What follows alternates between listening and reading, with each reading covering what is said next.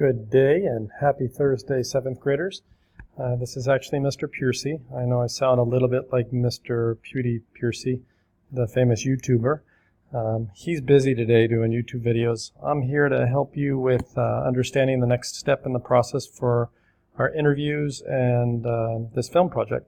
So please pay close attention. So you're going to be seeing a part of a film in just a moment, and I want you thinking about, as you watch it, I want you thinking about the essential ideas. These are the same essential ideas that you're trying to find out in the story of the person that you're interviewing. So be thinking about does the film show that the full experience of the migrant or the refugee, like is there awareness to this? B, do we hear a little bit about the successes and difficulties of assimilation? And then C, how has the person's life changed or been impacted by the destination country? So these might come out in the first 3 minutes of this video, or they might not, but I want you thinking about that. In addition, when you're finished, you're going to talk about those 3 items, and you're also going to talk about what you liked about the film, and how the filmmaker created it, what the story was that was being told, and maybe what you wanted to still know. And then overall, what would you say was the message? That kind of combines with number 2, but really in one sentence, what was the overall message of the film? All right, so a lot to be thinking about as you watch this film. I'll show you what it looks like.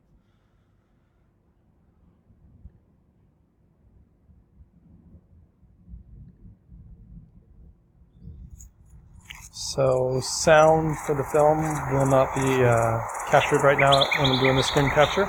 So Mr. Caskey is going to pause this and play the actual video and stop it at the 3-minute and 20-minute mark. Great, thank you. So at this point, you've had a chance to watch the film, or a part of the film, and discuss it with 2 different neighbors. And I'm hoping that you were able to see that something that made it such a valuable video is the thought that went into it. The images, the actual images from the person's life, the photographs, the documents, the sound, subtitles. A lot went into it to make it truly professional. And then as far as the message, for me, when I watched this, I was touched by how he talked about the story of his grandmother. And I think in a sentence, I would say Try learned optimism from his grandmother. Or maybe it's even larger than just optimism. Maybe a better sentence would be Try was a boy and he escaped from the war-torn Vietnam.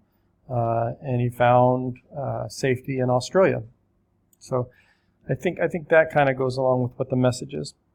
So I want to take a look at what you're doing today exactly, and that is looking at your footage from your interview.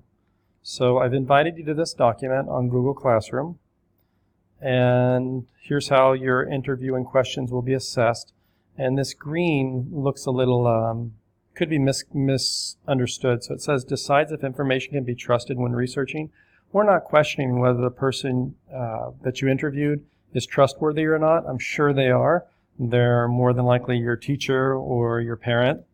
What we're looking at here is, if we check the meeting, you can evaluate your interview to determine the need for additional information showing a proficient understanding. So we're really going for this to meet the expectations. Can you watch the video footage of the interview, maybe even transcribe it, which means that you're typing it out and you're pausing, you're typing it out and typing out some of it, or maybe even all of it. Or if you don't want to type it, pausing it and really listening. You were there when you videoed and you asked the questions, but now you're watching and hearing it in a different light.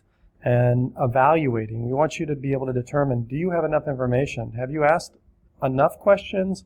And moreover, have you asked the questions that you really needed to ask to get to the meat of the person's story? So here right in the middle, after reviewing or watching and/or transcribing your interview, number 1, look at the essential ideas. We just did that for Try in the video that you watched. So be thinking about, do you, with your interview, do you bring awareness to your mother or your father or the teacher, whoever it is you interviewed? Do you bring awareness to their experience, their whole experience? And then B, did you get them to talk about the successes and difficulties of assimilating?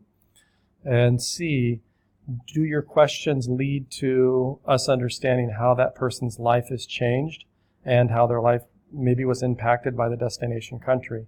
Those are the 3 essential ideas, and you want that in your video footage somewhere, because that all will end up or should end up in your film somehow. So after you've watched and transcribed or really paid attention to what your video footage is, here's the question I want you to complete on the document.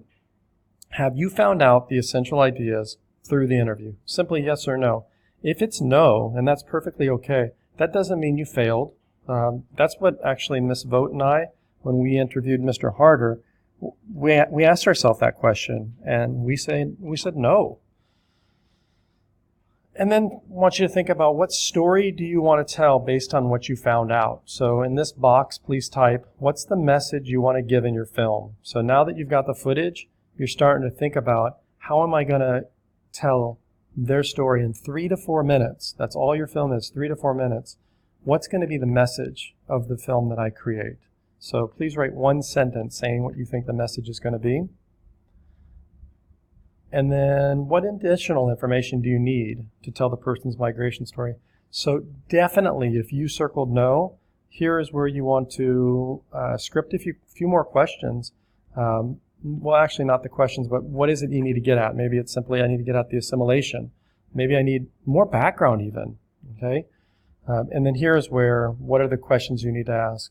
And again, Ms. Vogt and I, we had so many more questions to ask and did a follow-up interview. So you're recommended that if you don't have the footage that you need in the next few days, you should do a second interview. And you might end up using stuff from the first interview, but definitely from that second interview. Okay? So that's today's class. It's really evaluating what you have and what you need. When you finish this document at the end of class, can you please submit it on Google Classroom? Thanks so much.